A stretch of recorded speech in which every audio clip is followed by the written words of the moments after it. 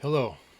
First, I want to say I appreciate the people that took time to watch the first video. I appreciate the discussion that was in the comment area and some of the interaction. I do ask, though, if we could, that we keep the discussion as charitable as possible. I think it's ultimately the purpose of discovering truth and finding what is truth, regardless of where the evidence goes. So, resorting to ad hominem attacks, name calling, and that kind of thing I think is really just kind of shows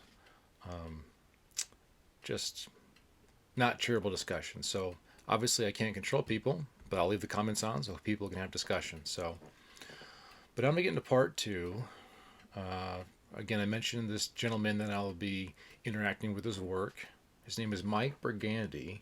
He's not a scientist or a philosopher. He's an atheist, has 250,000 followers on TikTok, and he posts videos showcasing his secular worldview and strong criticisms of religion and belief in God.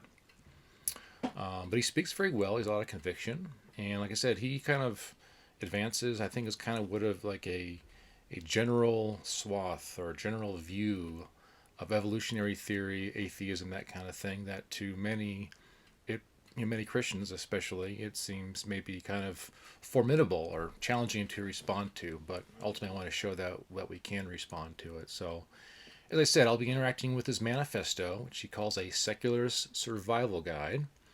And I'm going to be beginning with his third chapter titled Arguments for God.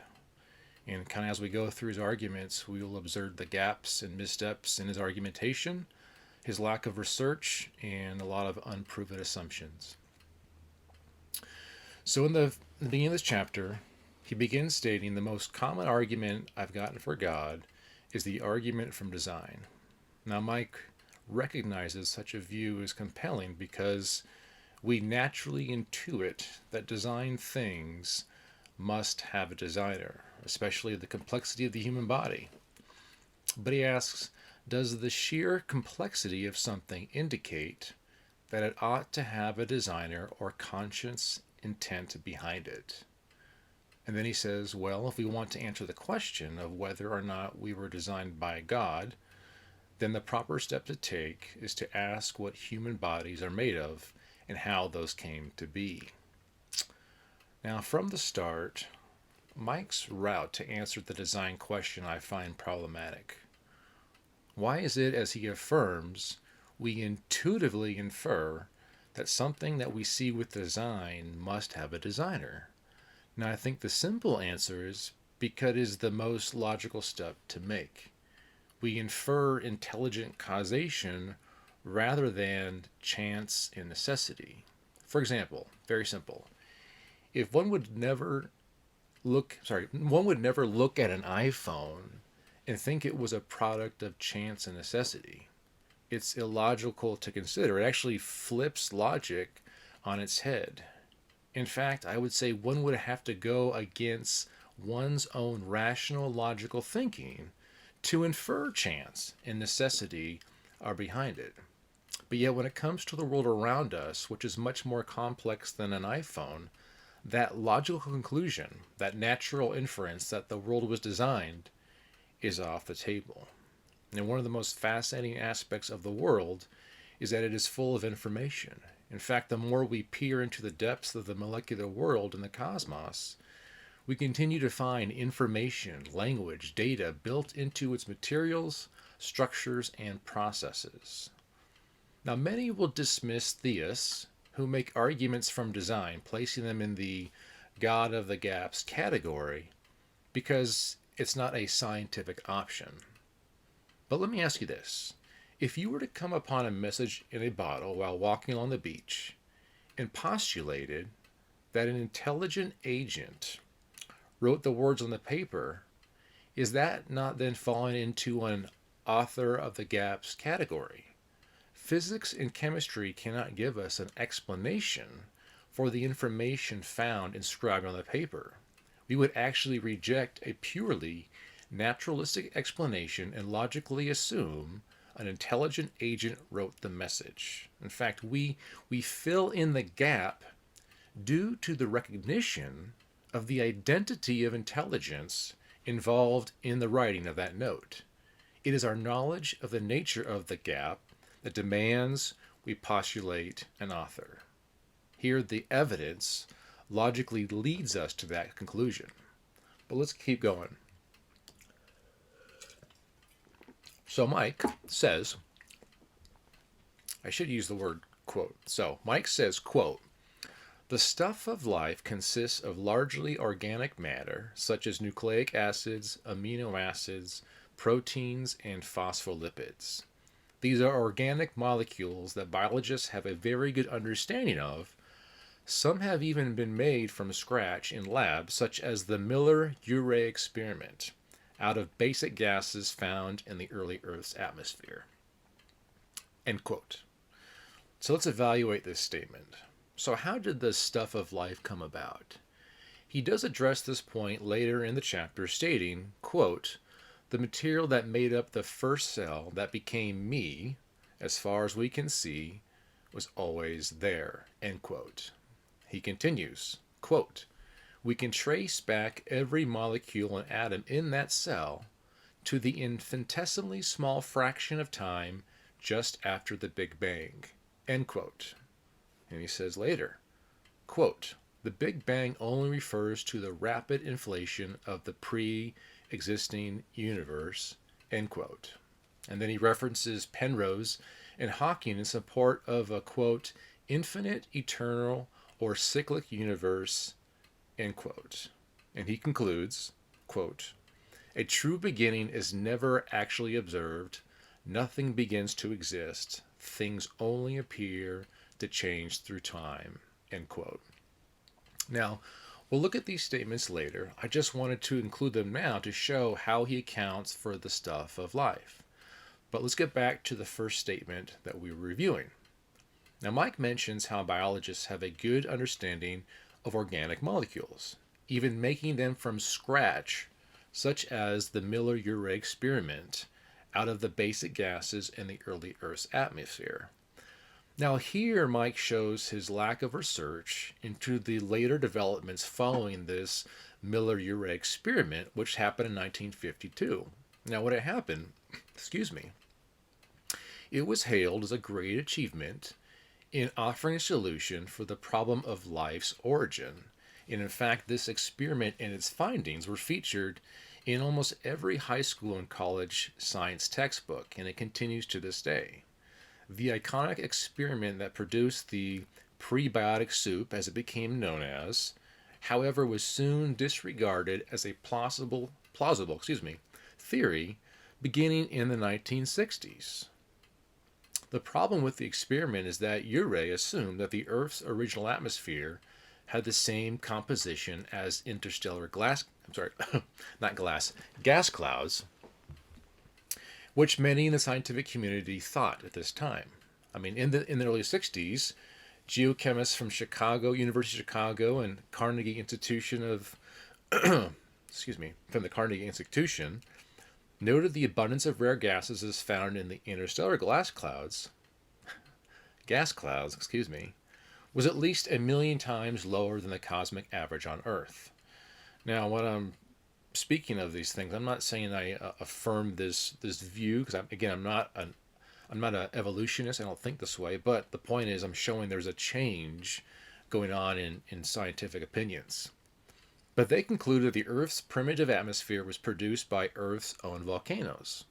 And the consensus among geochemists as to the composition of the Earth's early atmosphere was more likely to have consisted of nitrogen, carbon dioxide, water vapor, and significant amounts of free oxygen.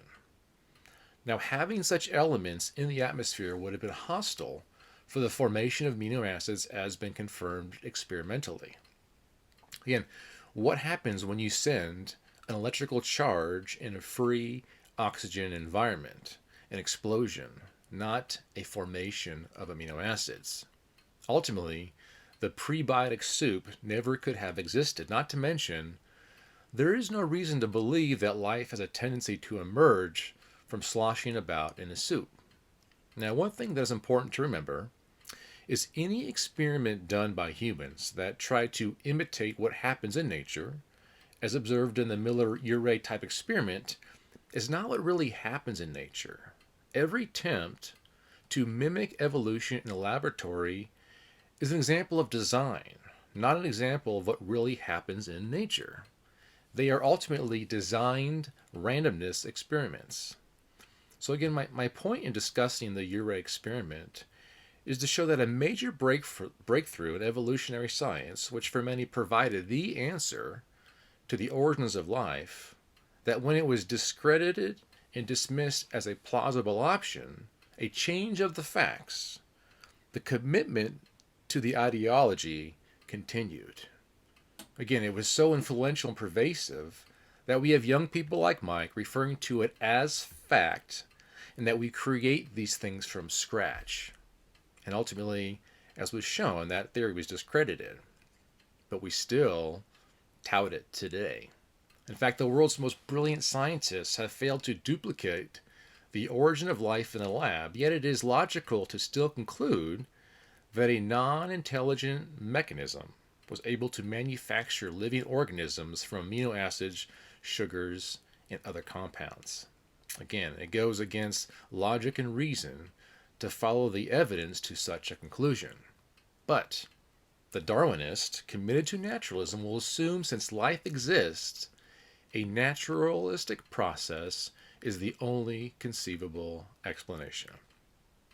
Next, Mike says, quote, "So we have a good understanding of where the stuff of life comes from. The only question that remains is what explains how complex we are. I mean, how can these mere chemical molecules come together to form cells or eyes, or better yet, the intricate complexity of the human brain? This is a question that has been asked for thousands of years, and for as long as we have been human, we haven't had an acceptable answer. That is until biological natural selection was discovered. The mechanism of biological evolution is natural selection." End quote.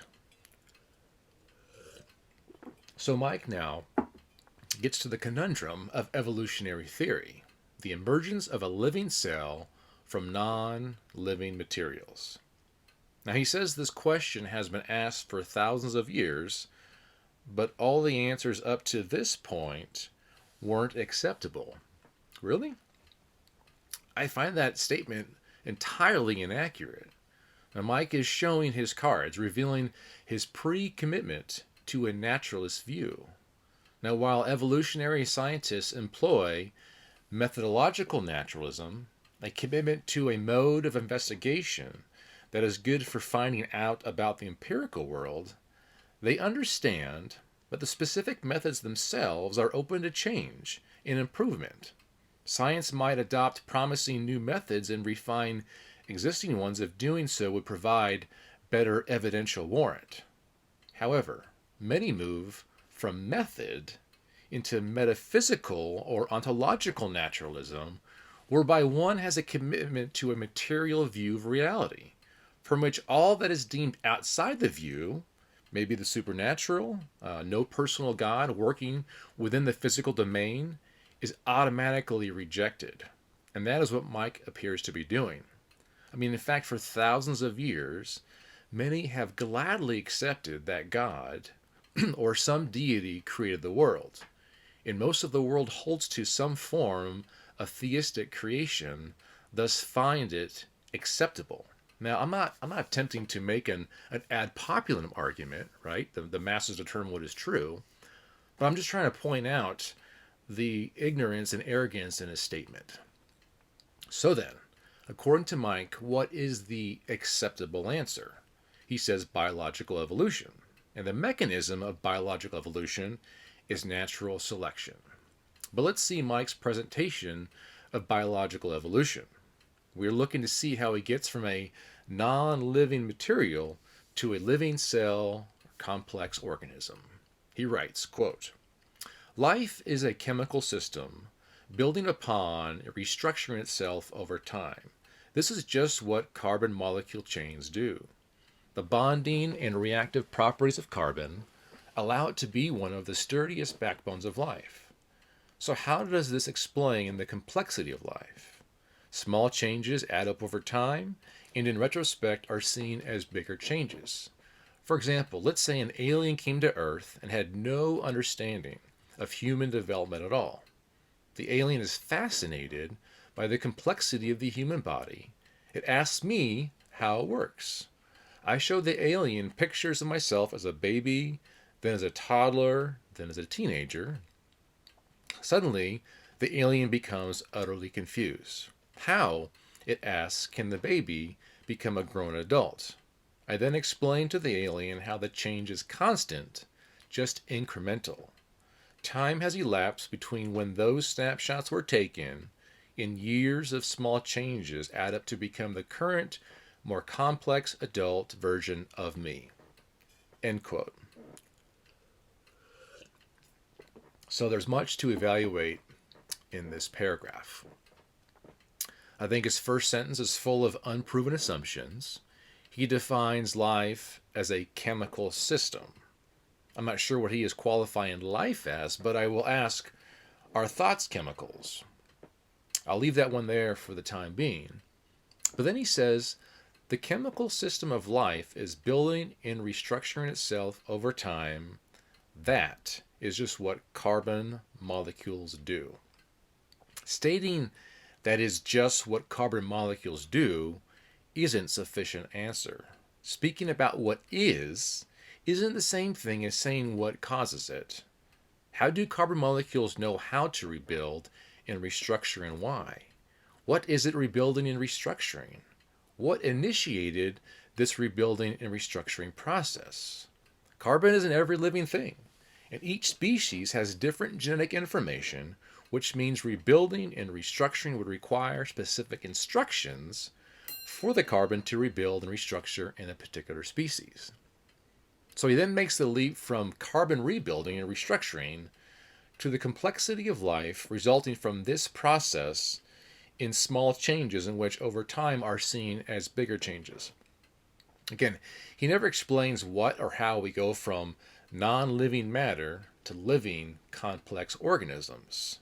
This theory falls flat when challenged.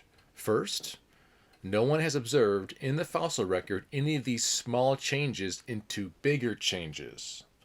Second, the example Mike gives of showing pictures of himself to an alien as a baby, a toddler, then a teenager is misleading. His pictures show stages of maturity of himself, the same species, not one species changing into an entirely different species, which is what macroevolution contends and hasn't proved. He is taking microevolution, which accounts for the variation within complexity of organisms, and using it to support macroevolution, which tries to account for large changes, the introduction of new genetic material, and an increase in complexity. Carbon rebuilding and restructuring over time, which is just what carbon molecules do, I find a poor explanation. He concludes, quote, the life that we see in the modern world comes with 3 billion years of evolutionary baggage. Small changes in the genetic makeup starting with any one species can lead to more complex species over generations. Fossils are analogous to the snapshots I presented to the alien. They are snapshots of the species as it was in that segment of time. This is the mechanism of evolution, and this is what explains why life is relatively complex. As you can see, no matter the level of the complexity of a given entity, if the mechanism is known, a conscious designer or builder is never required. The only thing required is biochemistry or the natural laws of the universe. Now, there's a lot to go through here, and I won't be covering all of it. And I'm sure that there are those listening that are more, have a more of a detailed scientific background that have studied this stuff. May think, what he's presenting here is too simplistic, and I'm going to grant that. I am. My point, though, is again that what he presents is kind of the general view, the prevailing kind of explanation for these things that really kind of skips over a lot and presumes too much, I think. Okay, so notice what he says. Small changes in the genetic makeup starting with any one species can can lead to more complex species over generations. So, a small change in genetic makeup, what is that? Genes cannot add new genetic information to produce more complex species.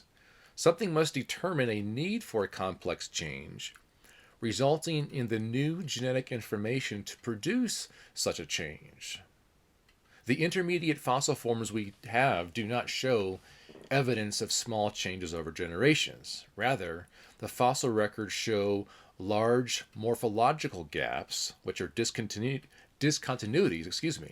between different groups of organisms, representing major differences between forms of life. Because of the fact that most major groups of animals appear abruptly in the fossil record, fully formed, and with no fossils yet discovered that form a transition from their parent group, evolutionists needed to come up with an alternate theory that could account for the contradictory evidence as rigorous science should do. And that is what is called the Cambrian explosion. So, in this theory, we have a sudden appearance of novel animal forms with novel body plans, accounting for the absence of the transitional intermediate fossils, revealing a pattern in which radical differences in form in the fossil record arise before more minor, small scale diversification and variations. The universal common descent theory, which is what is kind of the general theory that they all subscribe to, is what Mike affirms, though not using that term. It speculates that we should see a progression from less complex to more complex forms in the fossil record. Why is that? It's a universal common descent theory, starting from one and then branching out, right, from simple or less complex to more complex. This means, as Richard Dawkins puts it, quote, what had been distinct species within one genus become, in the fullness of time, distinct genera within one family. Later, families will be found to have diverged to the point where taxonomists, specialists in classification, prefer to call them orders than classes than phyla. End quote. But the actual pattern in the fossil record contradicts this progression. Rather, we see representatives of separate phyla appearing first, followed by lower level diversification on those basic themes. Now, earlier, I mentioned methodological naturalism, which affirms that the specific methods themselves are open to change and improvement if doing so would provide better evidential warrant. Now, one of the dilemmas for evolutionary theory is irreducible complexity. The notable example is the flagellum. For it to function, all the parts necessarily must be in place. Otherwise, it would never have gotten off the ground.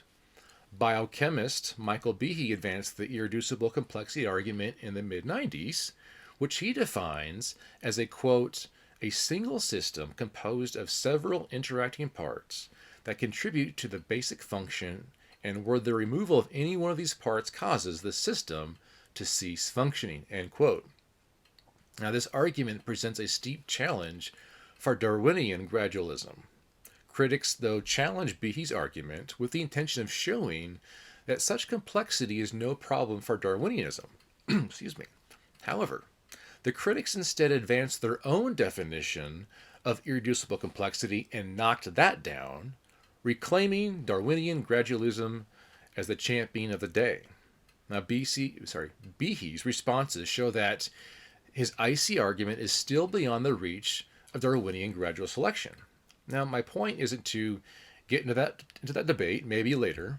Rather, it is to ask if the current methods employed in methodological naturalism, if the current methods cannot provide a satisfactory explanation because the prevailing assumption is that irreducible complexity is actually reducible, thus assume there are no real exceptions to existing laws, then one ends up in ontological naturalism. Now, this point I bring up was put forth by a guy named Vern Poythress. And so I'm going to continue with it. And in so doing, science, which champions the discovery of truth wherever the evidence leads, will exclude the possibility of extraterrestrial intelligences or any other kinds of explanations. So if one automatically rejects the possibility that a true explanation could be found elsewhere and pursue methodological naturalism to the bitter end, then science is threatened altogether and it becomes an artificial game of understanding the world. Now I'm going to wrap up here. There's much more to say. I mean, there's a lot to this discussion. I know that some that watching this may think, I didn't cover this, I didn't respond to this. I will continue to do that and put more videos out and continue on refuting evolutionary theory.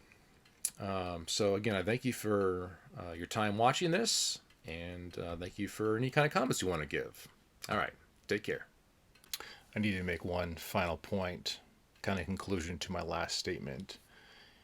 And basically it's, if science wants to pursue truth, it should go wherever the evidence leads. And by holding to a dogmatic claim, which many tend to in a methodological naturalism, and disallow any other options to provide a true explanation, is that really science? We should be more inclined to go where the science, the evidence leads, and not closing our purview because of a commitment to naturalism and reject any plausible explanation that doesn't fall within a naturalist perspective. So we should keep that in mind as we continue through these videos. Thanks.